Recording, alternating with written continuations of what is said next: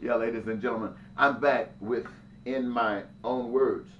I was talking about the things and trials and tribulations that I have gone through that put me in the position to do the things that I do here today. And as I was stating, I had gotten married and I changed my life based upon the things that I had been exposed to while working with the Veterans Administration. And changing my life gave my wife a reason to say, well, she didn't marry a guy with the changed life. She married a guy with the original life. And if she and I were to stay together, I'd have to be the guy that she married instead of this new guy. But this new guy was real to me, and so I chose the new guy, and she chose to divorce me, which kind of tore me up. I mean, I was really in love with this girl now, even though I wasn't totally faithful to her while we were married. And you might say, well, why? Well, my sex nature was high.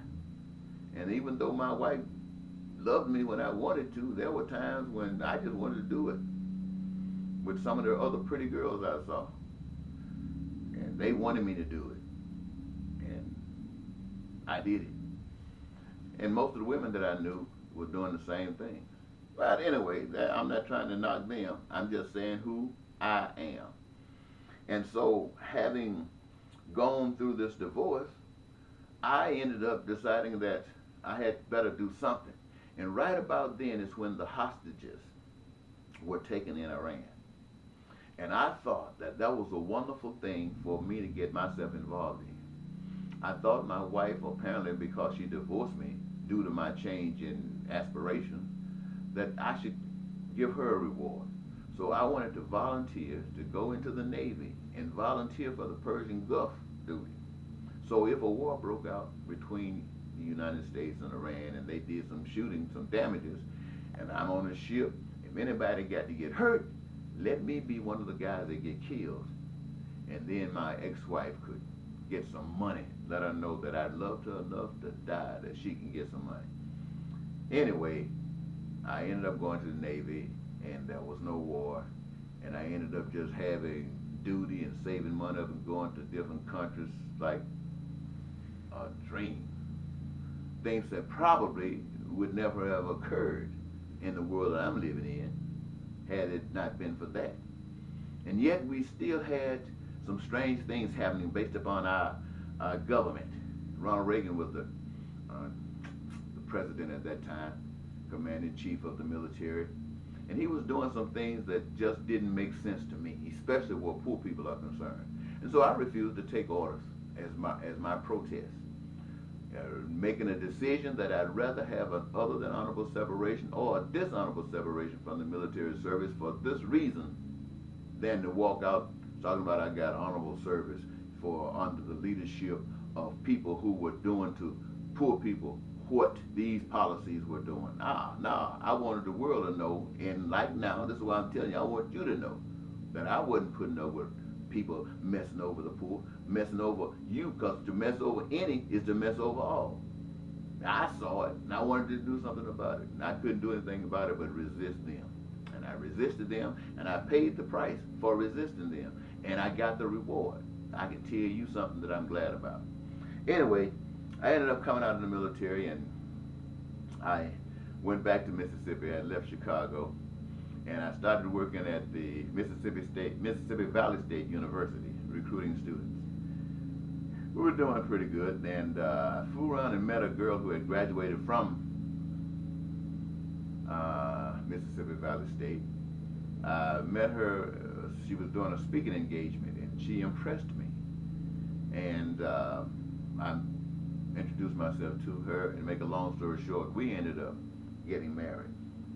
Now, the difference between she and I, both of us were young, but I lived early. She didn't. And plus, she was at least 9 years younger than myself. And when we got together, she was kind of a little naive, because she had not experienced that much in life. But she was hopeful that what I am telling you about is the same thing I was talking about 30-some years ago, that it would happen. But she originally couldn't actually say she believed it because she was taught from a different school of thought. But if it was real and the people went for it, then she'd go for it. But as far as her jumping on the bandwagon on her own up front, well, that wasn't happening, and it didn't happen. And so, even up until this time, she's tried to hold on, but her faith basically is dependent upon how you respond. You've accepted what you've accepted. That's what she's accepted. I mean, she tries to be holier than just people who don't go to church. But what you've accepted is what she's accepted, and I've rejected it. So she's about fed up. She's got her last noose around her neck dealing with me. But yet I still come to you to say, I want to be your next president. And I have done some things to try to make this known. Coming to Minnesota, working here not working here, but living here, and things getting somewhat tight. I've done some work with Inner City Youth League in public relations. And I think the last job I really had was working at Bethel College as a dishwasher. And I had no problem doing that because I know people who have things, who got stuff, who can support themselves, really do not give a heck about people who don't. And I know that because I used to have a lot of good access. And I didn't really care about people. And I knew that. That's why I chose to not have. Not that I don't want. I want, but there's a way for all of us to have.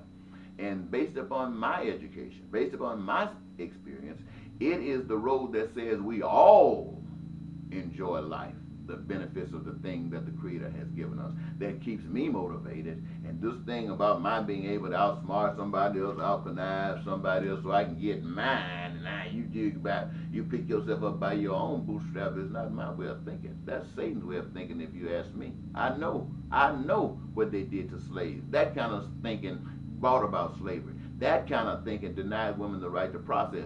That kind of thinking goes into other nations and destroy people for your own benefit. I know what that kind of nation is, what that kind of thinking is about. And I know that people who support it, who benefit from it and goes along with it is just as responsible for it as the people who pull the gun. That's what my master tells me, but it is still, my master loves you and has sent me here to try to see if I can wake you up and so you can change. Well, look, and I want you to know, I do not run for president or say I want to be president to represent you. You know, I know you need a Republican or a Democrat or a Libertarian or a Green or this. I don't come to try to please that bowl of confusion, because none of you really agree on anything, even though you got the same needs. Most of you got the same wants and same desires, but you don't agree on how to do it. And so trying to please one is to displease others, so I'm not coming to please any of you. I asked to be your president not to please you, but I asked to be your president to come and represent and offer to you what God has planned and wants for you. Now, this isn't new. I sought the office of mayor back in the 90s for St. Paul, Minnesota. I sought the office of governor for the state of Minnesota back in the 90s. Even ran for United States Senator for Minnesota back in the 90s. But talking the same talk I'm talking to you now, and I could not get enough support to get out of the front door, let alone get that office. And so people talk about God does not impress me at all. Like Olstein, Joyce Myers, Clifford Dollar. These guys talking about prosperity. I speak about prosperity, but I'm not a prosperity preacher. A prosperity preacher deals with the system the way it is and try to show you a way that you can connive and convince yourself that God is helping you take something out of some sinner's pocket and put it in your pocket. That's a prosperity preacher.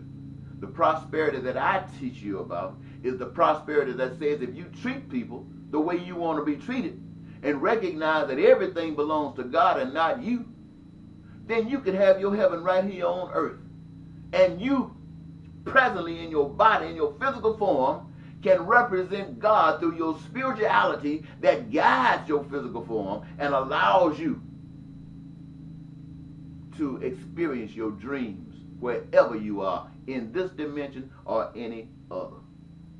Well, you're not going to hear this from any other presidential candidate. You think Hillary Clinton can talk to you about this? Do you think another Democrat or Republican can? You know they won't. And I ask you, do you think that I think that you will support God? And what does God want for you? He wants your dreams to come true. Peace, prosperity, and joy in your life.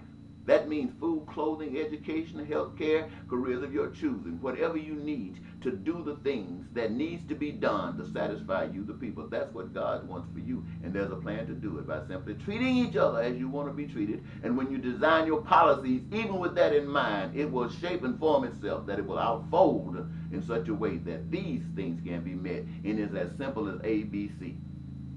Well, I think I'll stop there. I want to be your president, not to please you, but to offer to you what God has for you. Bye-bye.